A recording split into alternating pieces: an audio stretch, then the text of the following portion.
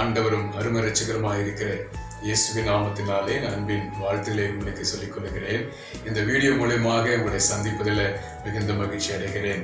கடந்த 1.5 மாதமாக உலகமே முடங்கி கிடக்கிற இந்த சூழ்நிலையில், இருள் சூழ்ந்த இந்த சூழ்நிலையில், வேதனை மிகுந்த இந்த நாட்களில் இதற்கு காரணம் என்ன, கர்த்தருடைய பிள்ளைகளாகிய நாம், தெரிந்து கொள்ளப்பட்ட பிள்ளைகள் நாம் என்ன செய்ய வேண்டும் என்று சொல்லி வேதத்திலிருந்து நாம் தியானித்து ஜெபிக்க போகிறோம். இந்த வீடியோவை தொடர்ந்து கேளுங்க. அது மிகுந்த உங்களுக்கு ஆசீர்வாதமாக இருக்கும் என்று நான் விசுவாசிக்கிறேன். அதுக்கு முன்பதாக நம் கண்களை மூடி இருக்கிற இடத்துல தலைகளை தாழ்த்தி நாம் ஜெபிப்போமா.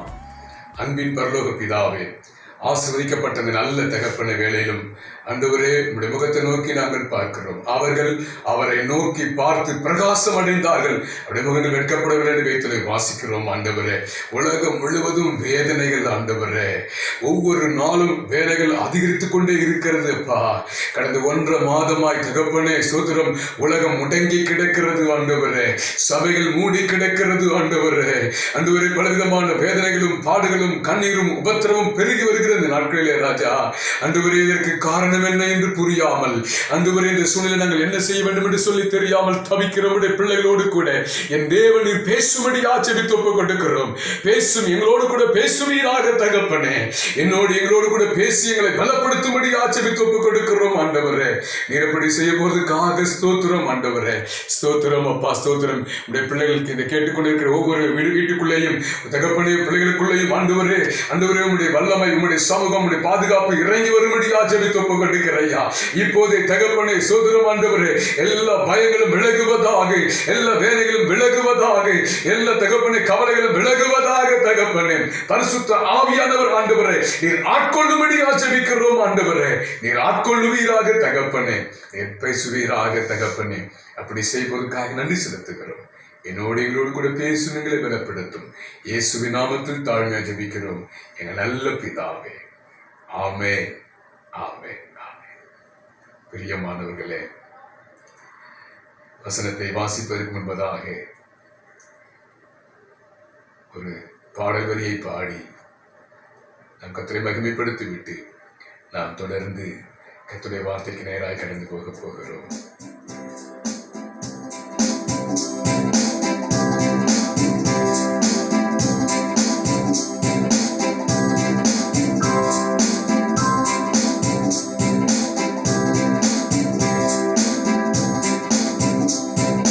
தனிமை வாட்டும் போது நல் துணையாய் வருபவரே,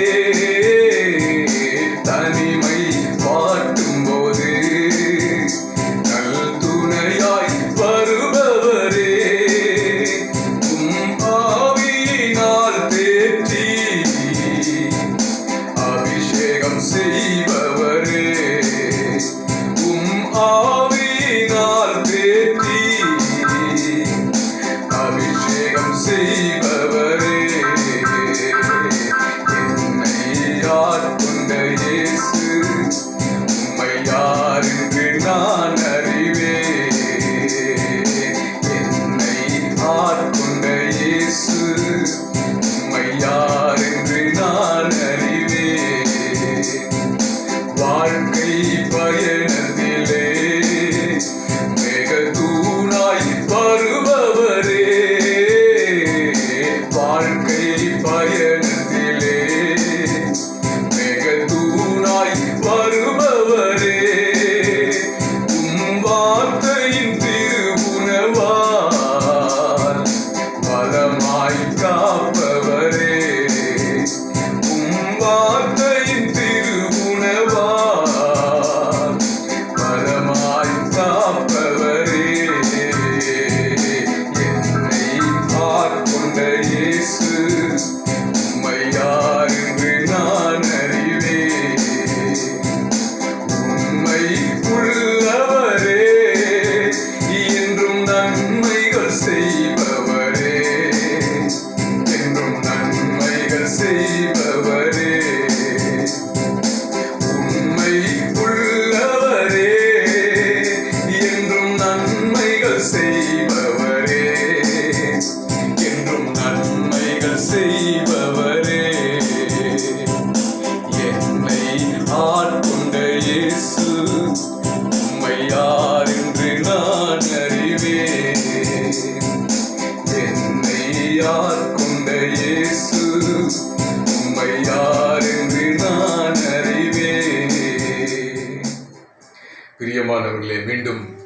இந்த அன்பின் வாழ்த்துக்களை நான் உங்களுக்கு சொல்லிக் கொள்கிறேன். இந்த நாளிலும் சங்கீதம் 106 சங்கீதம்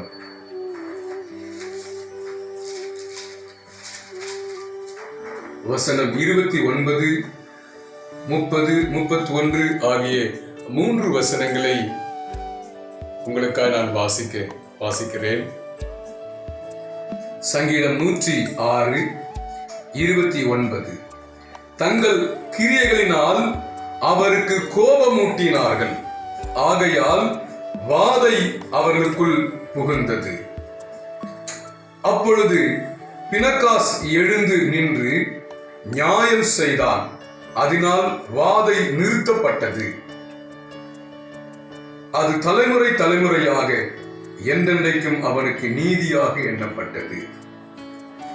பிரியமானவர்களே, சங்கீதம் 106 29 வசனம் 30 வசனத்திலே வாசிக்கும் பொழுது கர்த்தருடைய பிள்ளைகள் இஸ்ரவேலர்கள் தங்கள் கிரியைகளினால் வேதம் சொல்லுகிறது ஆண்டவருக்கு கோபப்படுத்தினார்கள்.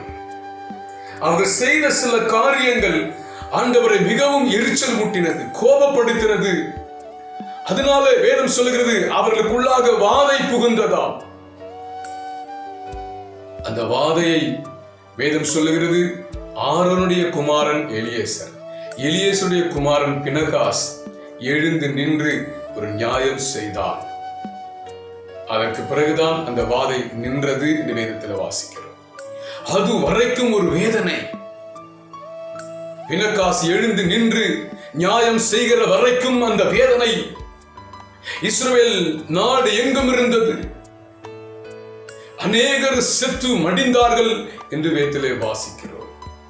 அப்படி என்னதான் அவர்கள் தவறு செய்தார்கள், அப்படி என்னதான் அவர்களுடைய காரியம் இருந்தது என்று சொல்லி என்னாகம புஸ்தகம் 25 அதிகாரம் முதல் 7 வசனங்களிலே உங்களுக்காக வாசிக்கிறேன். என்னாகமம் 25 அதிகாரம் முதல் 7 வசனங்கள். இஸ்ரவேல் சித்திமிலே தங்கி இருக்கையில் ஜனங்கள் மோவாபின் குமாரத்திகளோடு வேசித்தனம் பண்ண தொடங்கினார்கள். அவர்கள் தங்கள் தேவர்களுக்கு இட்ட பலிகளை விருந்து பண்ணும்படி ஜனங்களை அழைத்தார்கள். ஜனங்கள் போய் புசித்து அவர்கள் தேவர்களை பணிந்து கொண்டார்கள். இப்படி இஸ்ரவேலர் பாகால் பேயோரை பற்றி கொண்டார்கள். அதனால் இஸ்ரவேலர்கள் மேல் கர்த்தருடைய கோபம் மூண்டது. கர்த்தர் மோசேயை நோக்கி, கர்த்தருடைய உக்கிரமான கோபம் இஸ்ரவேலை விட்டு நீங்கும்படி நீ ஜனங்களின் தலைவர்கள் எல்லாரையும் கூட்டிக் கொண்டு அப்படி செய்தவர்களை சூரியனுக்கு எதிரே கர்த்தருடைய சன்னிதானத்தில் தூக்கி போடும்படி செய் என்றார். அப்படியே மோசே இஸ்ரவேலின் நியாயாதிபதிகளை நோக்கி, நீங்கள் அவரவர் பாகால் பேயோரை பற்றி கொண்ட உங்கள் மனிதரை கொன்று போடுங்கள் என்றார். அப்பொழுது மோசேயும் இஸ்ரவேல் புத்திரராகிய சபையார் அனைவரும் ஆசரிப்பு கூடார வாசலுக்கு முன்பாக அழுது கொண்டு நிற்கையில் அவர்கள் கண்களுக்கு முன்பாக இஸ்ரவேலரில் புத்திரரில் ஒருவன் ஒரு மீதியான ஸ்திரியை தன் சகோதரத்திலே அழைத்து கொண்டு வந்தார். அதை ஆசாரியனாகிய ஆரோனின் குமாரனாகிய எலியேசரின் மகன் பினகாஸ் கண்டபோது அவன் நடு சபையிலிருந்து எழுந்து ஒரு ஈட்டியை தன் கையிலே பிடித்து இஸ்ரவேலராகிய அந்த மனிதன் வேசித்தனம் பண்ணும் அறையிலே அவன் பின்னாலே போய் இஸ்ரவேல் மனிதனும் அந்த ஸ்திரீயுமாகிய இருவருடைய வயிற்றிலும் ஈட்டி உருவ போக அவர்களை குத்தி போட்டான். அப்போது இஸ்ரவேல் புத்திரரில் உண்டான வாதை நின்று போயிற்று. அந்த வாதையால் செத்தவர்கள் 24,000 பேர். பிரியமானவர்களே, இஸ்ரவேல் மக்கள் செய்த கிரியை நாம் என்னாகும் புத்தகத்திலே வாசிக்கிறோம். மிகப்பெரிய வாதை உண்டானது. 24,000 பேர் செத்து விழுந்தார்கள். வாதை. பினகாஸ் எழுந்து நின்று ஒரு நியாயம் செய்தான், நின்று போயிற்று என்று வேதத்திலே வாசிக்கிறோம். செய்த கிரியைகளில ஒரு சில கிரியைகளை நாம் பார்த்து நாம் ஜெபிக்க போகிறோம். சங்கீதம் 106 6ஆம் வசனம் இப்படி சொல்லுகிறது, எங்கள் பிதாக்களோடு கூட நாங்களும் பாவம் செய்து அக்கிரமம் நடப்பித்து ஆகாமியம் பண்ணினோம். முதல் காரியமாய் அவர்கள் சொல்லுகிற காரியம், நாங்கள் எங்கள் பிதாக்களோடு கூட சேர்ந்து பாவம் செய்தோம். நாங்கள் எங்கள் பிதாக்களும் பாவம் செய்தோம், ஒருமித்து பாவம் செய்தோம். சில நேரங்களில் பிதாக்கள் இறந்த பிறகு கூட அந்த பாவங்களை பெற்றோர்கள் பிள்ளைகள் தொடர்ந்து செய்திருக்கிறார்கள். தேவனுக்கு பிரியமில்லாத காரியங்களை செய்தார்கள், தேவன் விரும்பாத காரியங்களை செய்தார்கள். அதனாலே ஆண்டவருக்கு மிகப்பெரிய கோபம். அது மாத்திரமல்ல, 7ஆம் வசனத்திலே வாசிக்கிறோம், சங்கீதம் 106:7, எங்கள் பிதாக்கள் எகிப்திலே உம்முடைய அதிசயங்களை உணராமலும் உம்முடைய கிருபையின் திரட்சியை நினையாமலும் போய் சிவந்த சமுத்திர ஓரத்திலே கலகம் பண்ணினார்கள்.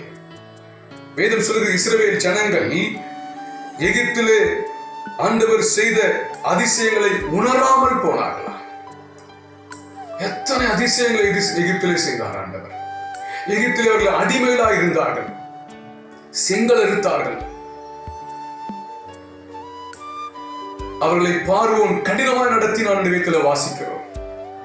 சரியாக அவர்களுக்கு சாப்பாடு கொடுக்கவில்லை. பகலெல்லாம் வேலை செய்ய வேண்டும், இரவிலே அவர்கள் சமைப்பதற்கு விறகை அவர்களே எடுத்துக்கொண்டு வர வேண்டும். மிகுந்த உபத்திரவப்பட்டார்கள், மிகுந்த வேதனைப்பட்டார்கள், கஷ்டப்பட்டார்கள், அடி வாங்கினார்கள், நொறுக்கப்பட்டார்கள். ஆனால் ஆண்டவர் எகிப்திலே அதிசயங்களை செய்தார் இஸ்ரவேல் பிள்ளைகளுக்கு. ஆனால் அதை உணராமல் போனார்கள். ஏசாயா 1ஆம் அதிகாரம் 3ஆம் வசனம் இப்படி சொல்லுகிறது, என் ஜனங்கள் உணர்வில்லாமலும் என் ஜனங்கள் அறிவில்லாமலும் இருக்கிறார்கள். என் ஜனங்களுக்கு உணர்வு இல்லை. ஆண்டவர் ஏன் கோபப்படுகிறார்? அவருடைய பிள்ளைகளுக்கு உணர்வு இல்லையா? உணர்வு இல்லையா? அவர்களை உணர்த்துவதற்காகவே இன்றைக்கு இந்த உலகத்தில் பயங்கரமான பிரச்சனைகளை கத்தர் கொண்டு வந்து நிறுத்தியிருக்கிறார். அது மாத்திரமல்ல, உம்முடைய கிருபையின் திரட்சியை நினையாமல் போன, கிருபையை மறந்து போனார்கள், கிருபையை மறந்து போனார்கள். இன்றைக்கும் கிருபையை மறந்து வாழுகிற ஜனங்கள் எத்தனை பேர்? தேவன் ஆசீர்வதித்திருக்கிறார், அந்த ஆசீர்வாதத்தை மறந்து போன எத்தனை பேர்? அது மாத்திரமல்ல, சிவந்த சமுத்திர ஓரத்திலே கலகம் பண்ணினார்களா? மோசேவோடு கூட கலகம் பண்ணினார்கள், ஆரோனோடு கூட கலகம் பண்ணினார்கள். ஒரு கலகத்தின் ஆவியால் நிறைந்திருந்தார்கள். இன்றைக்கும் அந்த ஆவி கிரியை செய்வதை பார்க்கிறோமே. இன்றைக்கும் சபைகளுக்குள்ளே கலகத்தின் ஆவி, ஜனங்களுக்கும் கலகம், ஜனங்களுக்கும் தேவ ஊழியக்காரர்களுக்கும் கலகம், இன்னைக்கு ஊழியக்காரர்களுக்கும் கலகம். ஒவ்வொரு நாளும் இன்னைக்கு யூடியூப்ல, பேஸ்புக்ல, ஆன்லைன்ல சண்டை போட்டுக் கொள்கிற ஊழியக்காரர்களை நான் பார்க்கிறேன். மிகுந்த வேதனையோடு கூட சொல்லுகிறேன், அதை பார்ப்பதற்கு நமக்கே வேதனையாக இருக்கிறது. அப்ப ஆண்டவர் எவ்வளவு வேதனைப்படுவார்? அது மாத்திரமல்ல, சங்கீதம் 106 9ஆம் வசனம் சொல்லுகிறது, 9 13ஆம் வசனம் வரைக்கும் வாசிக்கிறேன். அவர் சிவந்த சமுத்திரத்தை அதட்டினார், அது வற்றி போயிற்று. வெட்டாந்தரையில் நடக்கிறது போல அவர்களை ஆழங்களில் கடந்து போக பண்ணினார். பகைங்கன் கைகளுக்கு அவர்களை விலக்கி ரட்சித்து சத்துருவின் கைக்கு அவர்களை விலக்கி மீட்டார். அவர்கள் சத்துருக்களை தண்ணீரில் மூடிக்கொண்டது, அவர்களில் ஒருவனும் மீந்திருக்கவில்லை. அப்போது அவர்கள் அவருடைய வார்த்தைகளை விசுவாசித்து அவருடைய துதியை பாடினார்கள். ஆனாலும் சீக்கிரமாய் அவருடைய கிரியைகளை மறந்தார்கள், அவருடைய ஆலோசனைக்கு அவர்கள் காத்திருக்கவில்லை. பிரியமானவர்களை, அடுத்து இஸ்ரவேல் ஜனங்கள் செய்த காரியத்தை குறித்து 9ஆம் வசனத்திலிருந்து 13ஆம் வசனம் வரைக்கும் வாசிக்கும் பொழுது வேதம் சொல்கிறது, சிவந்த சமுத்திரத்தை ஆண்டவர் அதட்டினார், வற்றி போக பண்ணினார். வெட்டாந்தரையிலே நடப்பது போல இஸ்ரவேல் ஜனங்களை ஆழங்களிலே நடந்து வர பண்ணினார். மிகுந்த அற்புதங்களை செய்தார், பெரிய காரியங்களை செய்தார். அது மாத்திரமல்ல, பகைங்கன் கைகளுக்கு அவர்களை விலக்கி ரட்சித்து சத்துருவின் கைக்கு அவர்களை விலக்கி மீட்டார். பார்வோனுடைய கைக்கு விலக்கி மீட்டார். வேதம் சொல்லுகிறது, அப்பொழுது அவர்கள் அவருடைய வார்த்தையை விசுவாசித்து அவருடைய துதியை பாடினாங்க. அந்த நேரம் மாத்திரம் விசுவாசிச்சாங்க. அற்புதம் செய்யும் போது மாத்திரம் விசுவாசித்து அவரை துதித்து பாடினார்கள். 13ஆம் வசனம் சொல்லுகிறது, ஆனாலும் என்றால் என்ன அர்த்தம்? அந்த நேரம் மாத்திரம் அற்புதம் நடக்கும் போது மாத்திரம் ஆண்டவரே ஆண்டவரே என்று சொல்லுவது. அதுக்கு பிறகு வேதம் சொல்கிறது சீக்கிரமாய் அவருடைய கிரியைகளை மறந்தார்கள். இது அன்றைக்கு மாத்திரமல்ல, இன்றைக்கும் ஒரு அற்புதம் வேணும்னா மாத்திரம் ஆண்டவரே ஆண்டவரே ஓடி வருவது. அது முடிஞ்ச உடனே அதுக்கப்புறம் சபைக்கு வர்றதில்லை. அதுக்கப்புறம் போனை மாத்திக்கிறது, போன் எடுக்கிறது இல்லை, மறந்து போகிறது. யோசித்து பாருங்கள், ஏதோ ஒரு அற்புதத்தை செய்து அந்த ஆண்டவர் உங்களை ரட்சித்து இன்னைக்கு சபையில வைத்திருக்கிறார். ஏதோ ஒரு சுகத்தை தந்துதான் ஆண்டவர் உங்களை ரட்சித்து சபையில வைத்திருக்கிறார். ஏதோ ஒரு கட்டை உடைத்துதான் ஆண்டவர் உங்களை ரட்சித்து சபையில வைத்திருக்கிறார். ஆனால் இன்றைக்கு சில காரியம் நடக்கவில்லை என்பதற்காக சீக்கிரத்தில் அவரை மறந்து போகிறோமே. வெகு சீக்கிரத்தில் அவரை மறந்து போகிறோமே. நன்மை செய்த ஆண்டவரை மறந்து போகிறோமே. அற்புதம் செய்கிற ஆண்டவரை மறந்து போகிறோமே. அது மாத்திரமல்ல, சொல்கிறது அவருடைய ஆலோசனைக்கு அவர் காத்திருக்கவில்லை. உண்மையை கண்ணை வைத்து உனக்கு ஆலோசனை சொல்லுவேன், நீ நடக்க வேண்டிய வழி நான் உனக்கு காட்டுவேன் என்று ஆண்டவர் சொல்லி இருக்கிறாரே. ஒரு நாளும் சில ஜனங்கள் அவருக்கு காத்திருப்பது இல்லை. ஆண்டவருடைய ஆலோசனை கேட்டு நடப்பது இல்லை. தன் இஷ்டத்துக்கு நடப்பது, இஷ்டத்துக்கு காரியங்களை செய்வது. பிறகு வேதனை வரும்போது மாத்திரம் ஐயோ ஐயோ என்று அழுவது. அறிந்து கொள்ள ஆண்டவருக்கு மிகுந்த கோபம், மிகுந்த கோபம். அவருடைய ஆலோசனைக்கு காத்திருப்பது இல்லை. பிரியமானவர்கள், அது மாத்திரம் அல்ல, 14ஆம் வசனத்திலே வாசிக்கிறோம், வனாந்திரத்திலே இச்சை உள்ளவர்கள் ஆகி அவாந்திர வெளியிலே தேவனை பரீட்சை பார்த்தார்கள். ஆண்டவருக்கு எவ்வளவு வேதனை பாருங்கள். இருப்பது வனாந்திரம். இச்சை உள்ளவர்களாகி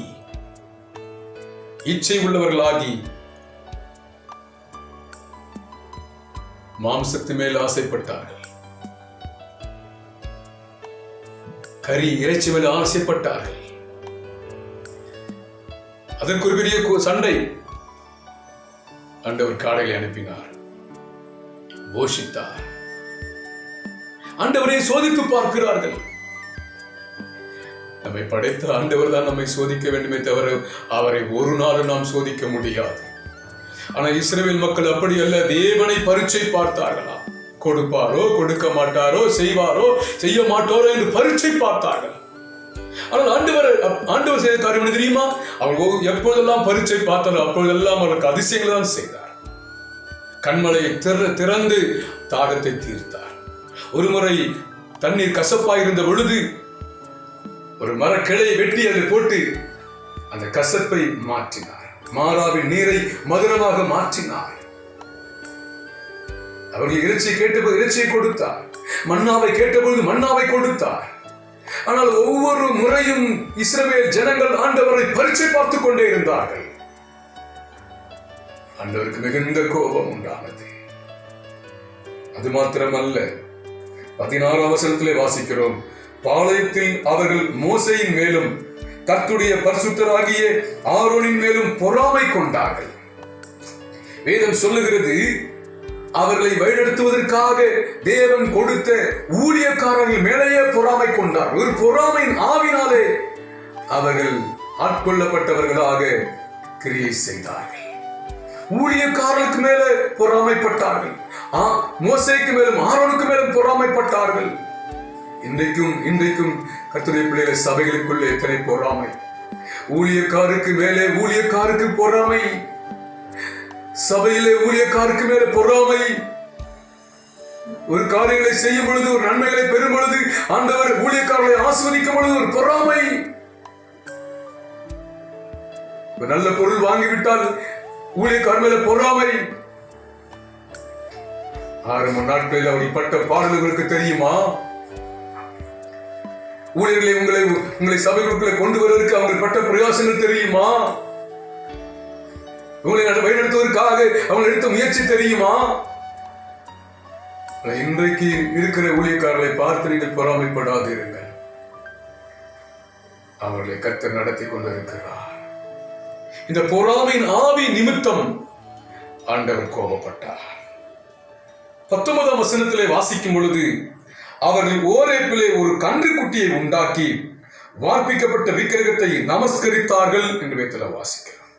மோசே 40 நாள் மலையிலே போய் தேவனோடு கூட உபவாசம் பண்ணி அவருடைய கற்பனைகளை பெற்றுக் கொள்வதற்காக போய்விட்டார். அவர் திரும்பி வருவதற்கு நாளான பொழுது இஸ்ரவேல் ஜனங்கள் ஆரோனை நெருக்கினார்கள். மோசே மரித்து போய்விட்டார், இனி திரும்ப வரமாட்டார், நம்மை நடத்துவதற்கு ஒரு தெய்வம் வேண்டும் என்று ஆரோனை நெருக்கினார்கள். ஆரோனை கல்லெறிய துணிந்தார்கள், ஆரோனை கொலை செய்ய துணிந்தார்கள். ஆரோன் பயந்து நல்ல பொன் ஆபரணங்களை கொண்டு வாருங்கள் என்று சொல்லி பொன் ஆபரணங்களை கொண்டு வந்து ஒரு கன்றுக்குட்டி செய்து கொடுத்து விட்டார். அந்த கன்றுக்குட்டியை வைத்து ஆடி பாடி கழித்திருந்தார்கள். மோசே 40 நாள் கழித்து இறங்கி வந்தார். வேதம் சொல்லுகிறது, அந்த கன்றுக்குட்டியை வைத்து அவர்கள் ஆடி பாடி துதித்துக் கொண்டிருந்த பொழுது மோசேக்கு எரிச்சல் உண்டானது. கொண்டு வந்த அந்த கற்பனைகளை கீழே போட்டு உடைத்தார். அது பற்றி எரிந்தது என்று வேதத்தில் வாசிக்கிறோம். விக்கிரகத்தை வணங்கி துதித்த பொழுது ஒரு ஊழியக்காரனையே பார்த்து சகிக்க முடியவில்லை. மிகுந்த கோபம் உண்டானது மோசேக்கு வேதத்தில் வாசிக்கிறோம். மோசேக்கு கோபம் வறுமையானால் உங்களை வேண்டி உண்டாக்கின ஆண்டவருக்கு கோபம் வராதா? யாத்திராகம புஸ்தகம் 20ஆம் அதிகாரம் 3ஆம் வசனம் சொல்கிறது, என்னையன்றி உனக்கு வேற தேவர்கள் உண்டாயிருக்க வேண்டாம், நீ அவர்களை நமஸ்கரிக்கவும் சேவிக்கவும் வணங்கவும் வேண்டாம். அப்படி நீ செய்தால் உன் பேர்ல எரிச்சல் உள்ள தேவனாய் இருந்து 3-4 தலைமுறை மட்டும் உன்னை விசாரிக்கிற தேவனாய் இருப்பேன் என்று சொல்லியிருக்கிறார். என்னை கேட்டுக்கொண்டிருக்கிற கர்த்தருடைய பிள்ளைகளே, இன்னைக்கு விக்கிரக ஆராதனை பார்த்து ஆண்டவர் எரிச்சல் உண்டவராய் ஆகிவிட்டார். அவருடைய கோபம் பற்றி எரிந்து கொண்டு இருக்கிறது. அது மாத்திரமல்ல, அதே அதிகாரம் 28ஆம் வசனத்திலே வாசிக்கும் பொழுது அவர்கள் பாகோல் பேயாரை பற்றி கொண்டு ஜீவனில்லாதவர்களுக்கு இட்ட பழியை புசித்தார்கள். வேதம் சொல்லுகிறது, அவர்கள் விக்கிரகத்தை ஆராய்த்த மாத்திரமல்ல, அவைகளுக்கு ஜீவனில்லாத அவைகளுக்கு இட்ட பலிகளை புசித்தார்கள் என்று வேதத்தில் வாசிக்கிறோம். என்னாகம புஸ்தகம் 25ஆம் அதிகாரம் 2ஆம் வசனம் 3ஆம் வசனத்தில் வாசிக்கும் பொழுது அவர்கள் தங்கள் தேவர்களுக்கு இட்ட பலிகளை விருந்து பண்ணும்படி ஜனங்களை அழைத்தார்கள். ஜனங்கள் போய் புசித்து அவர்கள் தேவரை பணிந்து கொண்டார்கள். இப்படி இஸ்ரவேலர் பாகால் பேயோரை பற்றி கொண்டார்கள். அதனால் இஸ்ரவேல் மேல் கர்த்தருடைய கோபம் மூண்டது என்று வேதத்தில் வாசிக்கிறோம். அதனால் ஆண்டவருக்கு கோபம். விக்கிரகத்தை வணங்கினதினாலே ஒரு கோபம், விக்கிரகத்துக்கு படைத்ததை அவர்கள் சாப்பிட்டதினாலே ஒரு கோபம், அந்த பலிகளை அவர்கள் புசித்தபடினாலே ஒரு கோபம். தேவ கோபம் இன்றைக்கு பற்றி எரிந்து கொண்டு இருக்கிறது. இன்றைக்கும் அநேக வெளிநாடுகளிலே ஆலயத்திற்குள்ளே, பிரம்மாண்டமான ஆலயத்துக்குள்ளே விக்கிரகத்தை கொண்டு வந்து விட்டார்கள். பெரிய பெரிய கிறிஸ்தவ நாடுகளிலே விக்கிரகத்தை கொண்டு வந்து விட்டார்கள். பிரியமானவர்களே, எனக்கு சிலையை செய்ய வேண்டாம் என்று ஆண்டவர் சொல்லியிருக்கிறார். ஆனால் இன்றைக்கும் கிறிஸ்தவர்கள் ஒரு கூட்டத்தார் சிலையை வைத்து வணங்கி கொண்டிருக்கிறார்கள். அவர் செய்யாதே என்று சொன்னதை செய்து கொண்டிருக்கிறார்கள். இதை பார்த்து ஆண்டவர் சும்மா இருப்பாரா? அது மாத்திரமல்ல, 21ஆம் வசனம் 22ஆம் வசனத்திலே வாசிக்கும் பொழுது எகிப்திலே பெரிய கிரியைகளையும் காமின் தேசத்திலே அதிசயங்களும் சிவந்த சமுத்திரண்டையிலே பயங்கரமானவர்களும் செய்தவர் ஆகிய தங்கள் இரட்சகரான தேவனை மறந்தார்கள். ஆண்டவரையே மறந்த ஒரு சூழ்நிலை. இன்னைக்கு ஆண்டவர் ஏன் கோபப்படுகிறார்? ஏன் ஆண்டவர் இன்னைக்கு வாதி அனுப்பி இருக்கிறார்? இன்னைக்கு தேவனுடைய பிள்ளைகள் அவரை மறந்து விட்டார்கள். இன்றைக்கு ஆண்டவரை தேடுவதற்கு பதிலாக இன்றைக்கு ஆண்டவரை மறந்து போய்விட்டார்கள். ஆண்டவரை நினைப்பதற்கு நேரமில்லை, வேதத்தை வாசிப்பதற்கு நேரமில்லை, ஜெபிப்பதற்கு நேரமில்லை, ஆலயத்துக்கு வருவதற்கு நேரமில்லை, உபவாச கூட்டங்களிலே கலந்து கொள்வதற்கு நேரமில்லை, இரவு ஜபங்களிலே வந்து கண்ணீர் சிந்துவதற்கு நேரமில்லை. வேலை வேலை வேலை வேலை என்று சொல்லி ஆண்டவரை மறந்து விட்டார்கள். அவர்களுக்கு தொழிலை ஆண்டவராய் போய்விட்டார்கள். செய்யும் தொழிலை தெய்வம் என்று ஒரு இடத்துல எதிர்ப்பதை பார்த்தேன். இன்னைக்கு அநேகருக்கு தொழில் தெய்வமாய் போய்விட்டது. ஆண்டவரை மறந்து விட்டார்கள். அதனாலதான் 23ஆம் வசனத்திலே வாசிக்கிறோம், ஆகையால் அவர்களை நாசம் பண்ணுவேன் என்றார் ஆண்டவர். ஆண்டவரே ஒரு முடிவெடுத்து விட்டார். என்னை மறந்த ஜனங்களை நாசம் பண்ணுவேன். இன்னொரு சில வசனங்களை உங்களுக்கு நான் சொல்லிக் கொடுக்கிறேன். 24ஆம் வசனத்திலே அவருடைய வார்த்தையை விசுவாசியாமல் இச்சிக்கப்பட்ட தேசத்தை அசட்டை பண்ணினார்கள். இன்னொரு பெரிய செய்த பாவம், அவருடைய வார்த்தை விசுவாசிக்காமல் போனார்கள். விசுவாசிகள், ஆனால் அவருடைய வார்த்தையை விசுவாசிக்கவில்லையா? தேவனுடைய பிள்ளைகள் வேற வசனத்தை விசுவாசிக்கவில்லையா? இன்றைக்கு வசனத்தை வாசிக்கலாம், படிக்கலாம், கேட்கலாம். ஆண்டவர் அதை விசுவாசித்தால் ஆசீர்வதிப்பார். நீங்கள் விசுவாசத்தோடு கூட ஜெபித்தால் உங்களுக்கு ஆசீர்வாதம் வரும். ஒரு பக்கம் ஜெபிக்கலாம், ஆனால் விசுவாசத்தோடு கூட ஜெபிக்க வேண்டும். நீங்கள் வேதத்தை வாசிக்கலாம், ஆனால் அந்த வசனத்தை நீங்கள் விசுவாசிக்க வேண்டும். அதை கிரியையிலே காட்ட வேண்டும். கிரியை இல்லாத விசுவாசம் செத்தது என்று புதிய ஏற்பாட்டிலே வாசிக்கிறோம். அது மாத்திரமல்ல, கர்த்தர் தந்திருக்கிற ஒரு நல்ல தேசத்தை அசட்டை பண்ணினார்களா? அசட்டை பண்ணுகிற குணம், மனிதர்களை மற்றவர்களை அசட்டை பண்ணுகிற குணம், ஊழியர்களை அசட்டை பண்ணுகிற ஒரு குணம் வேதம் சொல்லுகிறது. அது ஆண்டவருக்கு பிரியமில்லாத ஒரு காரியம். அது மாத்திரம் அல்ல, 25ஆம் வசனத்தில் வாசிக்கிறோம், கர்த்தருடைய சத்தத்திற்கு செவி கொடாமல் தங்கள் கூடாரங்களில் முறுமுறுத்தார்கள். இஸ்ரவேல் ஜனங்கள் செய்த அடுத்த ஒரு பாவம் தெரியுமா? முறுமுறுத்தார்கள். என்னெல்லாம் அவர்களுக்கு ஆண்டவர் செய்தாரோ அதெல்லாம் மறந்து போனார்கள். ஆண்டவர் சத்தத்திற்கு அவர்கள் செவி கொடுக்கவில்லை. கூடாரங்களிலே முறுமுறுத்தார்களா? பிரியமானவர்களே, முறுமுறுப்பு ஆண்டவருக்கு பிரியமில்லாதது. இன்றைக்கும் சபையில முறுமுறுப்பு, குடும்பங்களிலே முறுமுறுப்பு, வேலைஸ்தலத்திலே முறுமுறுப்பு. முறுமுறுத்த மிரியாமுக்கு குஷ்டரோகம் வந்தது. அப்படி தங்கத்திலே வாசிக்கிறோம். இதை கேட்டுக்கொண்டிருக்கிற கர்த்தருடைய பிள்ளைகளே, முறுமுறுப்பு நமக்கு தேவையில்லை. அது ஆண்டவருக்கு பிரியமில்லாத ஒரு காரியம். முறுமுறுப்பு எடுத்து போடுங்கள். அடுத்த ஒரு காரியம் வேதத்திலே வாசிக்கிறோம். அவர்கள் பாகால் பெயரை பற்றி கொண்டு ஜீவனில்லாதவர்களை இட்ட பலிகளை புசித்தார்கள். தங்கள் கிரியினால் அவருக்கு கோபமூட்டினார்கள். ஆகையால் வாதை அவருக்குள்ள புகுந்தது. ஆகையால் எதனால வாதை வந்தது? அவர்கள் கிரியினாலே ஆண்டவரை கோபப்படுத்தினார்களா? வேதம் சொல்லுகிறது, அதனாலே ஆண்டவர் 26ஆம் வசனத்திலே அவர்களை நாசம் பண்ணுவேன் என்றார். நாசம் பண்ணுவேன் என்றார். இன்றைக்கும் 45 நாட்களாக உலகம் முழுவதும் வேதனை, உலகம் முழுவதும் பாடுகள், உலகம் முழுவதும் கண்ணீர்கள். பிரியமானவர்களே, இது எதுக்கு தெரியுமா? ஏன் தெரியுமா? ஏன் தெரியுமா? இது ஆண்டவர் செய்த ஒரு காரியம். ஆண்டவர் செய்த ஒரு காரியம். ஆண்டவர் அனுப்பித்த ஒரு வேதனை, வாதை அனுப்பியிருக்கிறார்.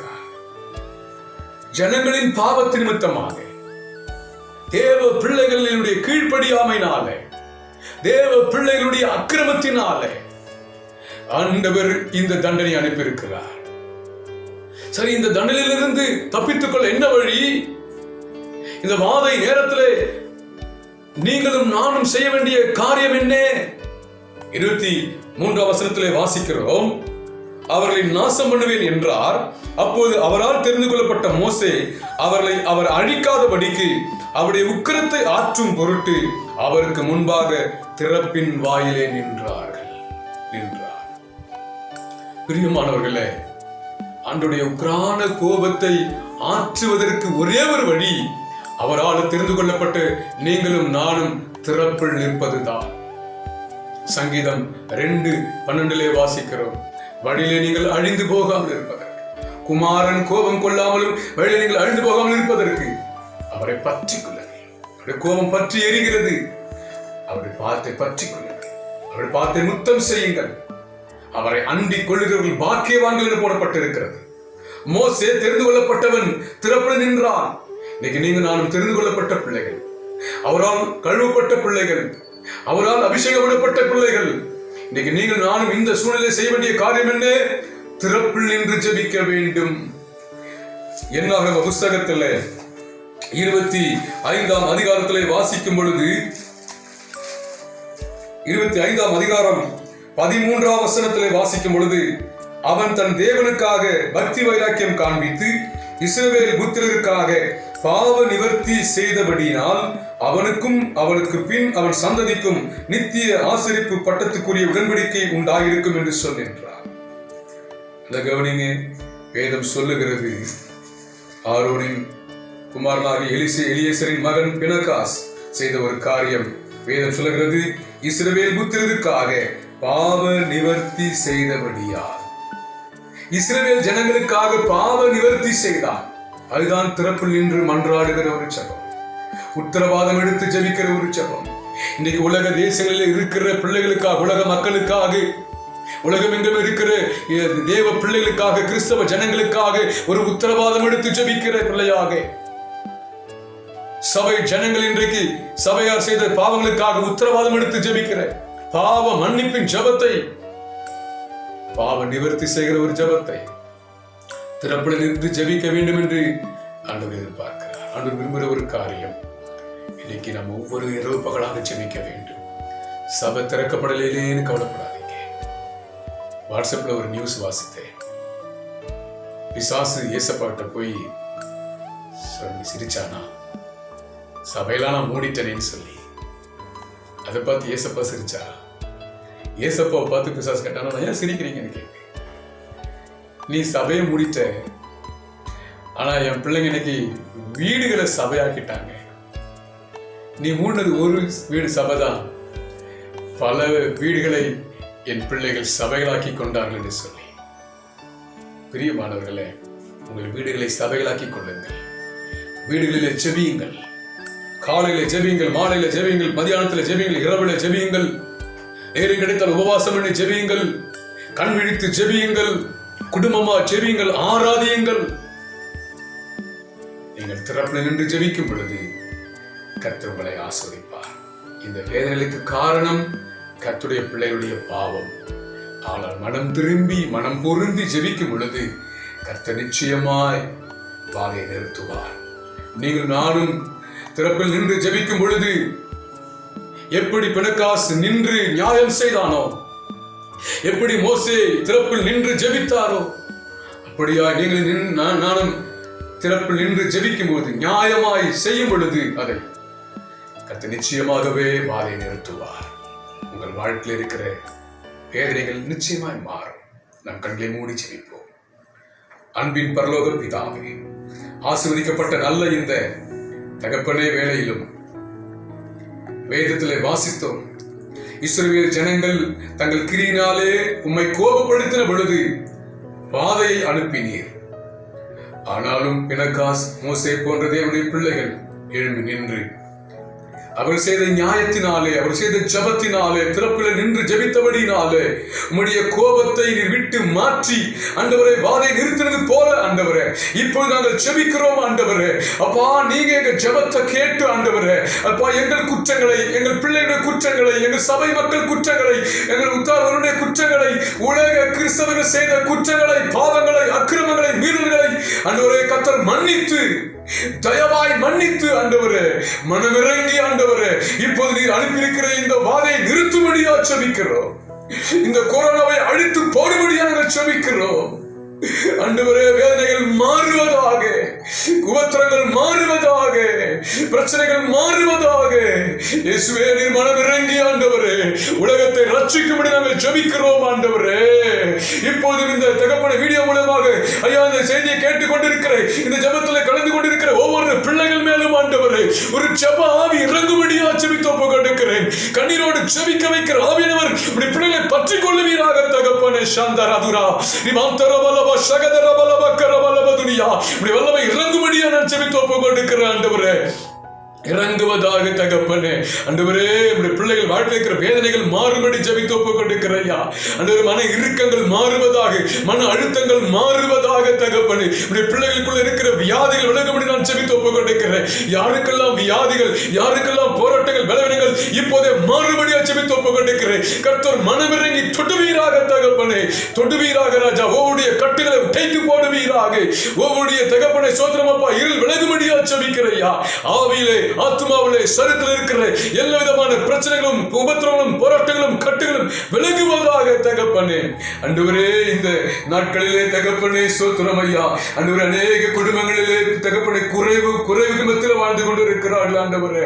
பண குறைவு குறைவு, ஆண்டவரே ஆகார குறைவு, கர்த்தரை மாற்றி போடும்படியா ஜெபிக்கிறோம். அன்னைக்கு எலியாவை கொண்டு காகத்தை கொண்டு போஷித்தது போல ஆண்டவரே, அப்பா தகப்பனே, உம்மை நேசிக்கிற ஜெபிக்கிற விசுவாசிக்கிற பிள்ளைகளை கர்த்தர் நீர் ஆச்சரியமாய் அதிசயமாய் போஷிக்கும்படி ஜெபிக்கிறையா. ஆண்டவரே நீர் அற்புதங்களை செய்யும்படியா ஜெபித்து ஒப்புக் கொடுக்கிறோம். ஆண்டவரே கர்த்தர் ஆண்டவரே அப்படி செய்ய போறதுக்காக நன்றி செலுத்தி ஜெபிக்கிறோம். ஆண்டவரே வாதையை நிறுத்தி, போராட்டங்களை நிறுத்தி, பிரச்சனைகளை நிறுத்தி ஆண்டவரே உம்முடைய பிள்ளைகளுக்கு சந்தோஷத்தை தருவீராக, சமாதானத்தை தருவீராக. நீர் அப்படி நிச்சயமாய் செய்ய போறதுக்காக ஸ்தோத்திரம். கிருபைக்குள்ளாக மூடும் சகல துதிகன மகிமையை உமக்கு செலுத்துகிறோம். இயேசுவின் நாமத்தில் தாழ்மையாக ஜெபிக்கிறோம் எங்கள் நல்ல பிதாவே. ஆமென், ஆமென், ஆமென், ஆமென். God bless you.